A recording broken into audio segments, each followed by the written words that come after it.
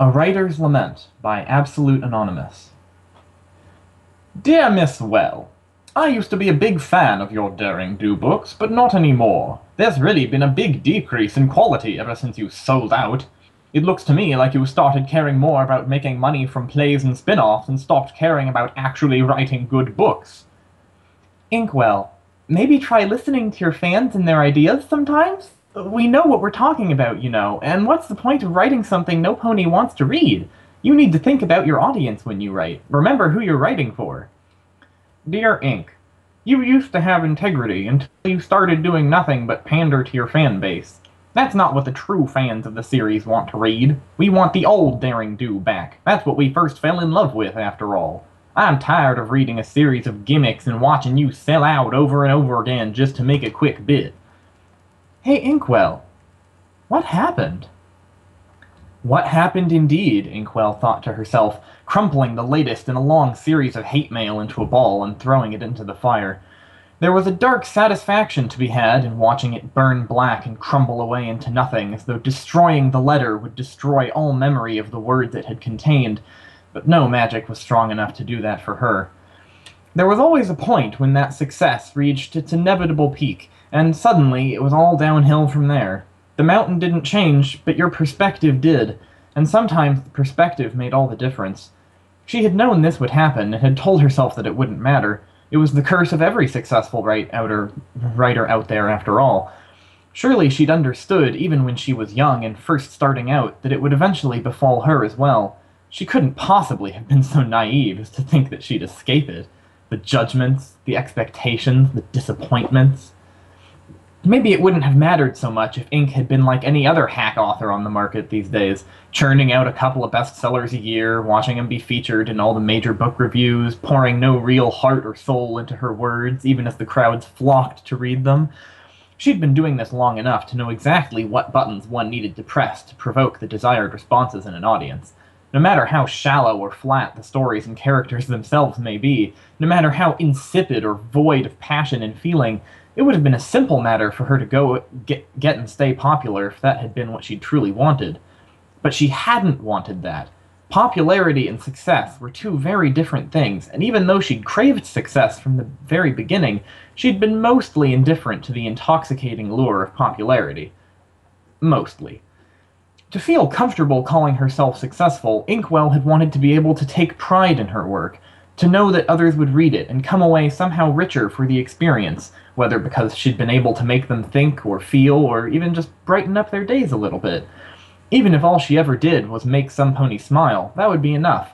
She wanted to know that she was capable of sharing a little of the joy that writing brought her with those who read her work, that she was skillful enough to transfer a little of the feeling she felt while writing to those who would later see her books, to truly communicate ideas and not just trigger responses. She wouldn't have been able to feel that sense of pride if she'd given in to the temptation to write mindless trash just because it would sell. It would have been like admitting that she couldn't do better, that Ink wasn't talented enough to share genuine happiness, and she knew that she could. That she was. She was above that nothingness and emptiness, that hollowness. The Daring Do books had been a fluke, not masterpieces of fiction by any means, nor works of art or literature.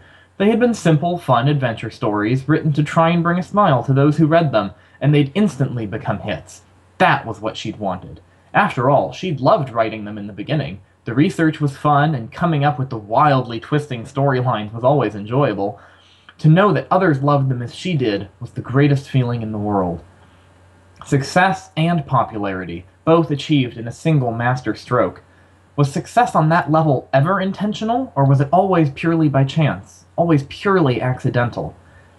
It was a funny thing, success, but not one she was going to be picky about. After all, it was a fairly fickle thing as well.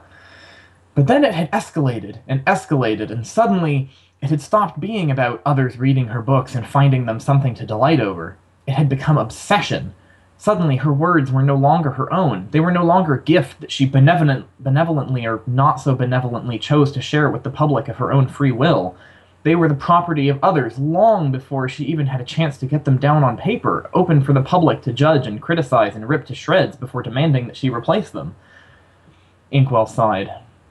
The letters, well, they weren't hate mail exactly. More like Disapproval mail, letters from fans, obsessive, needy, with an overdeveloped sense of entitlement and who had lost perspective, who seemed irrationally concerned with the fate of her novels and were insistent that she was ruining them. The champion elites of her fan base, guarding and preserving what apparently made her stories special from those who threatened it, even the author herself. Those who were constantly judging and prying, comparing everything new she produced against her earlier works, and demanding to know why they didn't satisfy in the same way as the first book had. Every new decision she made came across as a mistake in some pony's eyes. There was no good way of pleasing them all, and every time some pony was dissatisfied, they'd whip out a complaint letter in a frenzy of self-righteousness, convinced that they'd be the one to make her see reason and fix whatever it was that she'd done wrong. Sometimes it was the quality of her writing was slipping. Sometimes it was that she was a sellout for agreeing to the licensing or merchandising, as though she weren't just another pony attempting to make a living off a career that didn't pay very well without the licensing. And whenever she changed her way of doing things to try and please some pony else would be upset. This was exactly why she hadn't wanted popularity.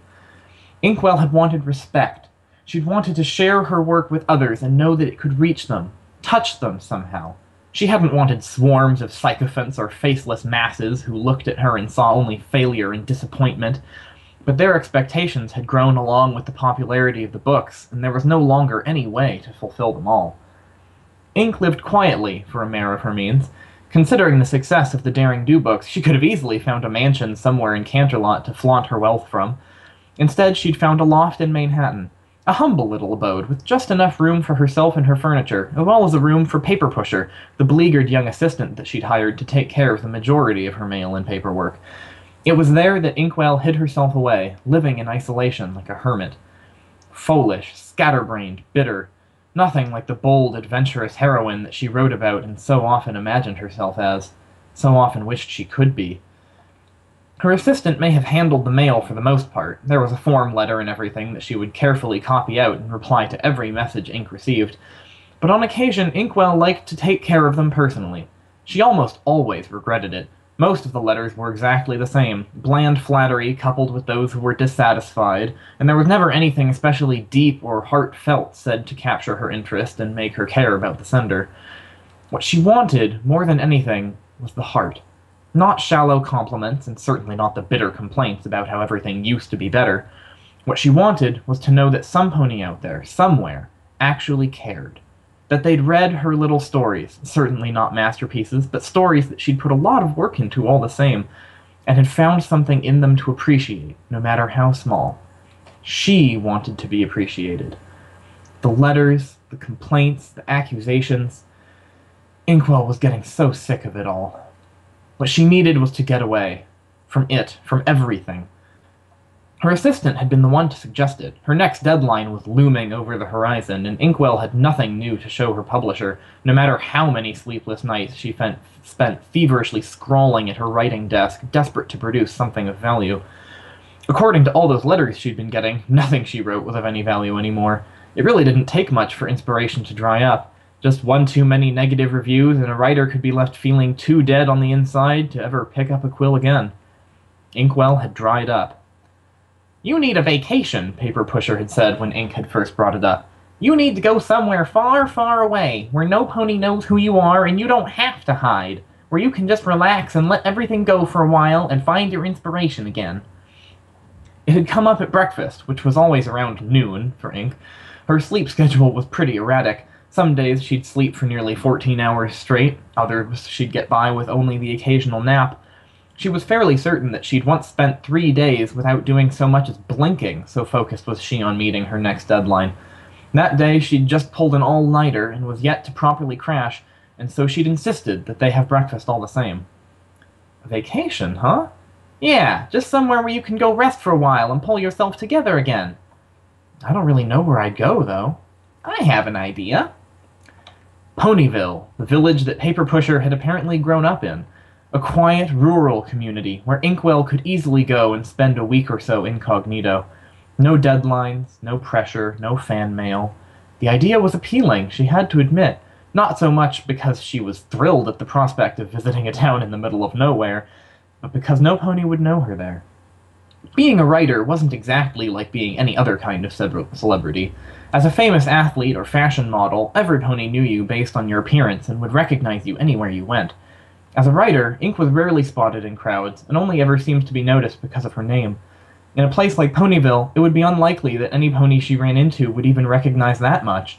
She was practically guaranteed to be an unknown there. And that was how Inkwell found herself in Ponyville. The promise of a holiday, free from the constraints of unwanted popularity and her desire for true success, free from the burdens of fame, instead given an opportunity to just forget herself as the writer she'd become and rediscover herself as the mare she wanted to be. At least, that's how a writer might have phrased it. Everything about Ponyville was quiet and comfortable, just as Paper Pusher had promised. So different from the busy city streets of Manhattan. The streets had a humble air about them, lined as they were with classical-type shops such as bakeries and taffy stores, with brightly colored awnings and cafe tables sitting outside. It was like something straight out of a painting or picture book. In the countless signings and public appearances she'd done in the past, Inkwell had always been careful to never let her mask slip for even a moment, always projecting cool confidence and easy sincerity, when in the privacy of her loft she easily slipped back into her old literary-minded self. The part of Inkwell that adored books couldn't resist stopping by the library when she arrived, silly as it was. It wasn't as though Ponyville had any particular sights to be seen, after all, and it wasn't as though she were truly on vacation. It was purely escape, and what better form of escapism was there than reading? The library was just as quaint and peaceful as everywhere else in the village, and the librarian had smiled and greeted Inkwell like she would have greeted any pony else. No special treatment, no lectures, a nice change of pace. It may have been pure narcissism that drove Ink to the shelf carrying her own novels, but Inkwell chose to believe it was simple curiosity. It was always strange to find her books for sale in a shop or stocked in a library, but it was also oddly satisfying. It was like confirmation that, yes, they really existed, and yes, some pony else had, at some point, thought they might be enjoyed by others. She wasn't completely delusional. Daring Do and the Spear of the Wendigos, the newest in the series. "I'm sorry," the librarian told her when Ink brought it to the desk. "I don't know if I should let you sign that out. My assistant only shelved it by mistake. It was supposed to be set aside for a friend of mine." "Set aside?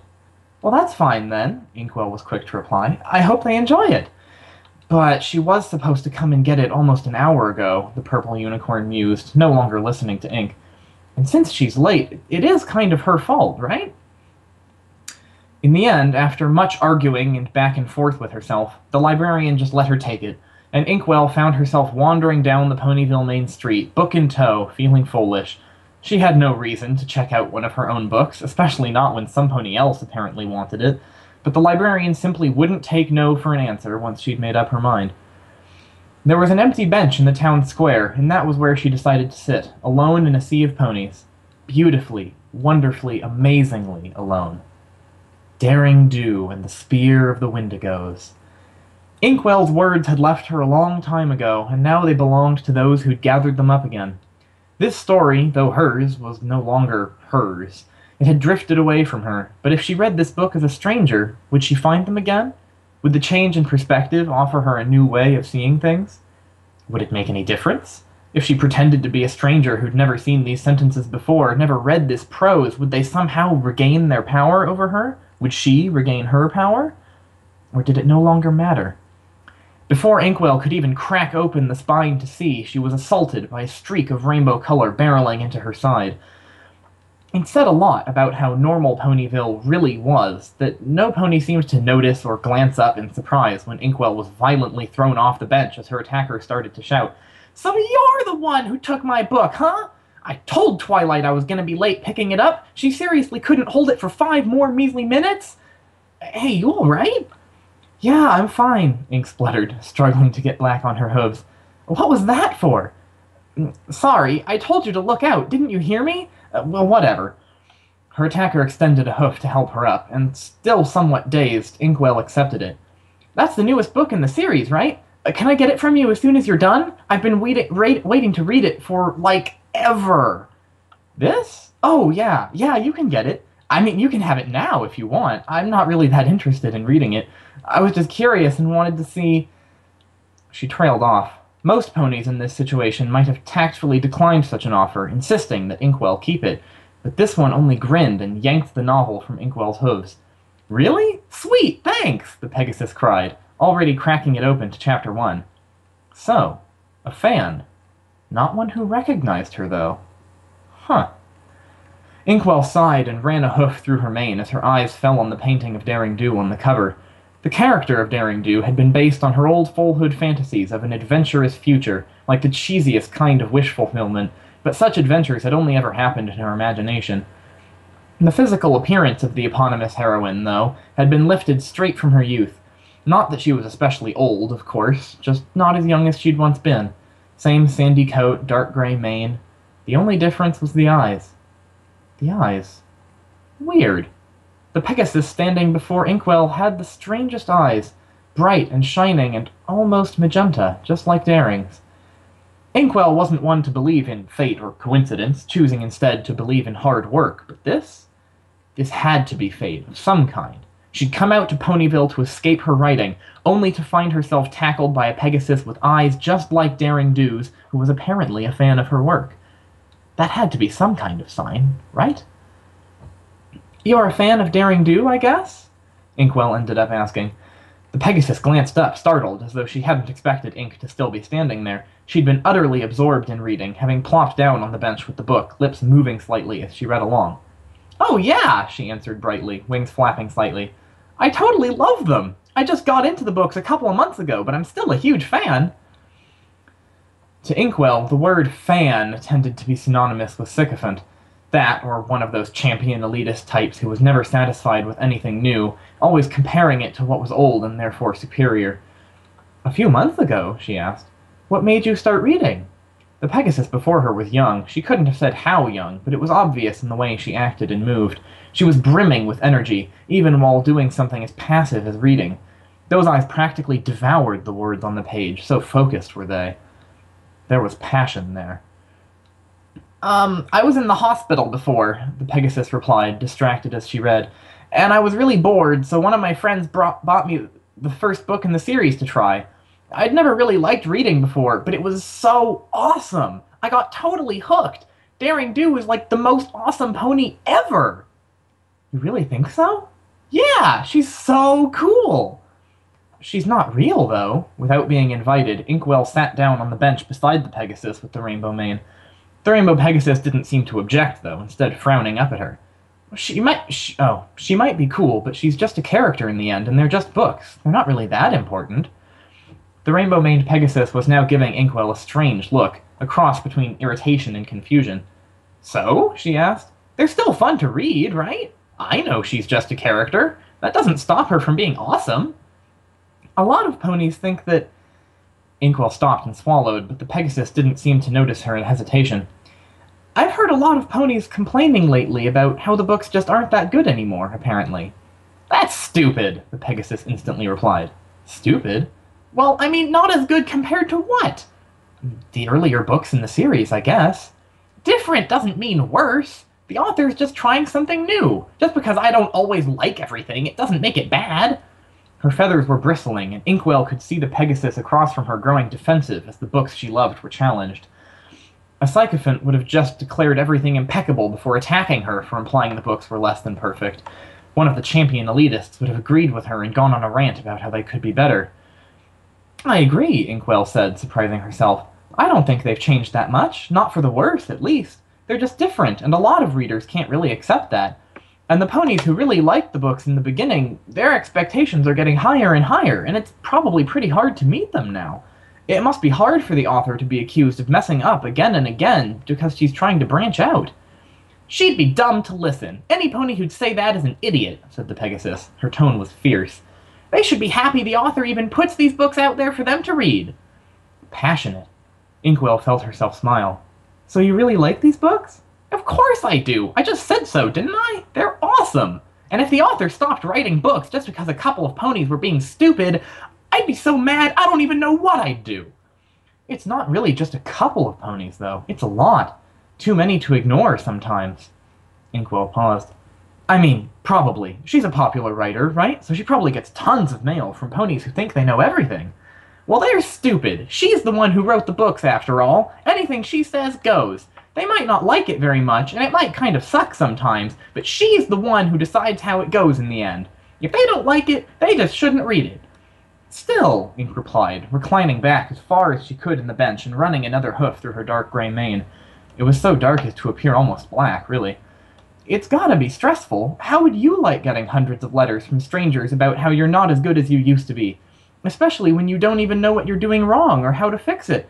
The worst is probably those letters that aren't even specific enough to tell you. They just complain about how everything's ruined and they expect you to know what they mean and fixing it accordingly.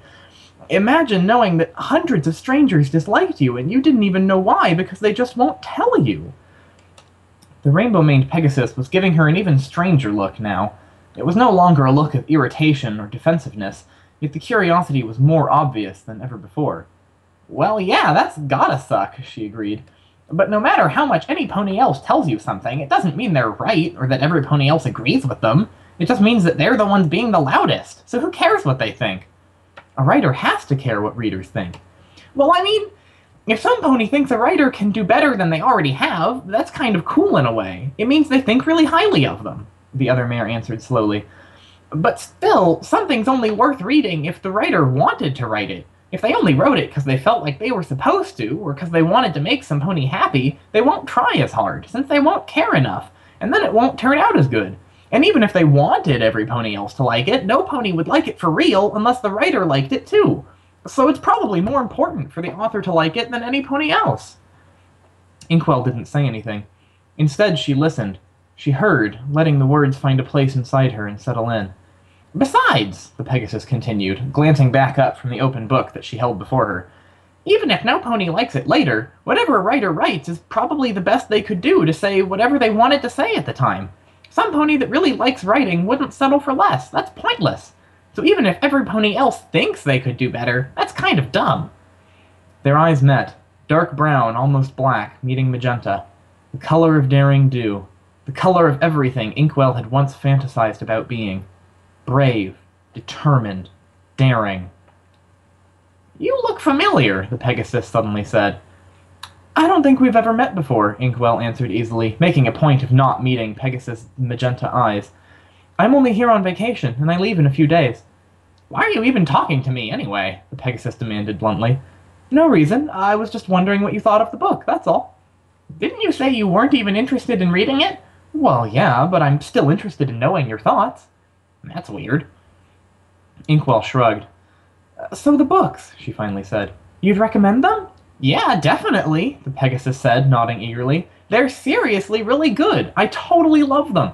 I used to think that reading was like this dumb, boring egghead activity, but these books are fun. Ink looked away. I might check them out sometime, then. For some reason, she suddenly felt lighter. It was odd what a little reassurance or confirmation could do for one's ego. Before, she'd felt bitter and unfulfilled.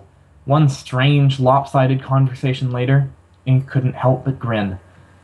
In Ponyville, the little rural village in the middle of nowhere, where she'd gone for vacation because no pony there could possibly know her, there was a fan of the Daring Do books. A fan who didn't worship them, yet didn't judge them either. A fan who read them purely because she enjoyed them. Who read them for pleasure, and was able to feel a little of that enjoyment, a little of that thrill that Inkwell had felt while writing them. After all, Inkwell wrote only to give others pleasure. She wrote for her personal satisfaction and not for the fame or popularity. Her definition of success meant sharing the happiness writing brought her with others, and the Pegasus was clearly happy with what she was reading. What a difference one conversation could make. She rose, getting up off the bench. The Pegasus stayed where she was, not even looking up as Inkwell strolled away. She was too busy reading. Ink's definition of success meant sharing the happiness writing brought her with others, and that Pegasus was clearly happy with what she was reading. In the corner of her mind, Inkwell couldn't help but consider turning back and introducing herself to the Pegasus properly, shaking her hoof, saying her name, watching the flash of recognition go through those magenta eyes.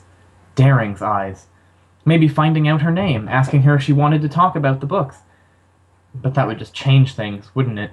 Because suddenly that honesty would be gone, that bluntness would fade, and the rainbow-maned Pegasus would be too awestruck by being in the presence of Inkwell herself to even form so much as a coherent sentence. It may have been narcissistic to think so, but it was true as well. The honesty the Pegasus had spoken with had been too refreshing for Ink to want to tamper with. So she let it go, walking away as the Pegasus became absorbed in the latest adventures of the brilliant archaeologist and explorer Daring Do.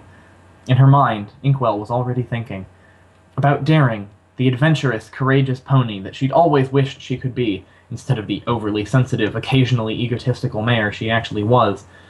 About a Pegasus with eyes like Daring, not only in the shared color, but in the passion and vigor that Ink had so often imagined in Daring's. The passion she longed to feel and share with others. And she thought of ideas, stories, the twisting, weaving plots and wild adventures that she'd once taken such joy in writing, the joy that she'd somehow lost, replacing instead with bitterness and dissatisfaction. For the first time in a long, long while, Inkwell wanted to write. And it made her smile. The end.